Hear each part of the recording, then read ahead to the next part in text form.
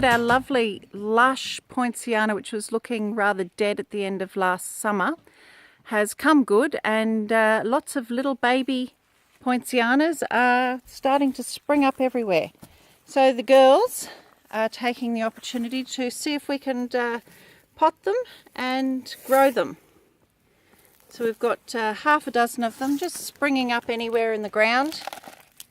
And the girls are just pulling them out, digging around them, trying to make sure they don't break the taproot, and putting them in a bit of a potting mix, and we're going to put them in with the rest of the experimental plants, I suppose you'd call them, in our garden over here.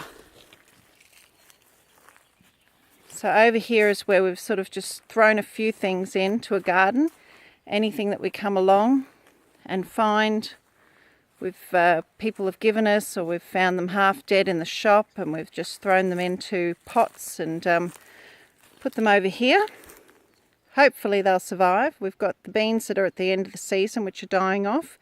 Snow peas, potatoes in tyres, although I do prefer them in the Hessian bags. We've got a large above ground planter. I don't like that so much as the smaller one. The things don't seem to get enough sunlight. But we have discovered that this is an absolutely perfect position for growing. Everything that we put here seems to just take off.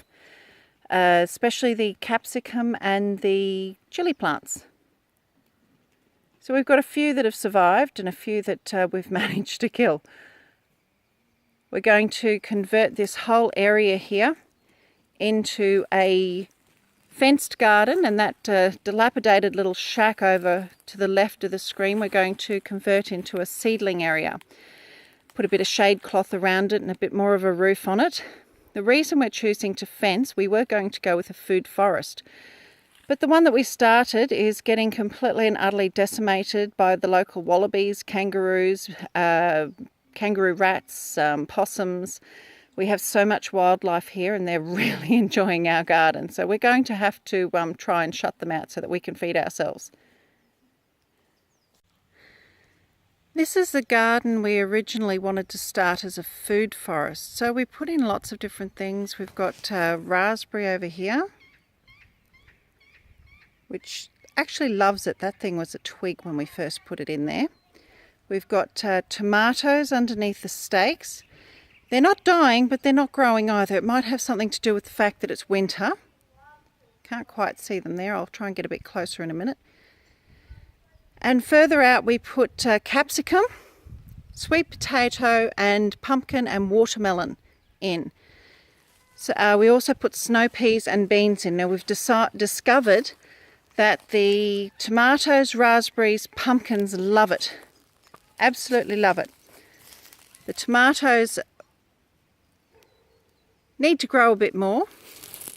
They haven't done much, but that's probably got more to do with the fact that it's winter than that they don't like it here, because none of them have actually died. However, all of our snow peas and beans died within a week of putting them in here. We found that with our capsicum,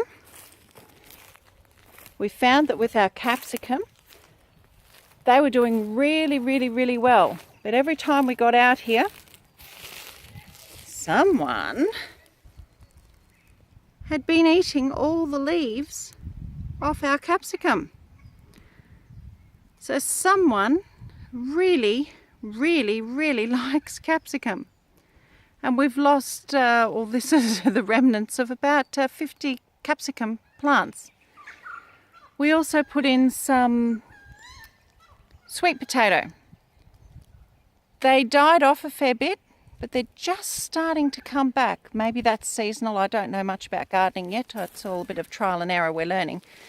So they're starting to come back, but the one that absolutely loves this spot under the trees is our pumpkin.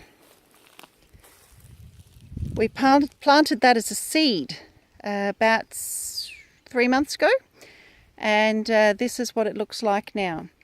We're on tank water here, we were finding that at the points in time where the garden really needed water, so did we, so we couldn't spare any for our garden. So we got in a large load of wood chips and spread them over the garden. That's the remnants of what we haven't used. We got 16 cubic metres, and we spread that over the garden to try and maintain the moisture levels, and it seems to have really helped. Next to it, we've started a mulch heap. Now, for some reason, my children don't seem to be actually able to find the mulch heap whenever I ask them to put something in it. So everything seems to be in front of or beside it rather than in it, but we'll work on that.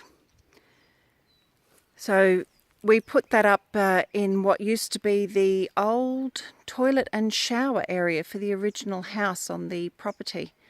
It's now disused. They've left heaps of old pieces of machinery and bits and pieces on ploughs. So we've started that up there. We'll have to clean all that up and work out what's what shortly.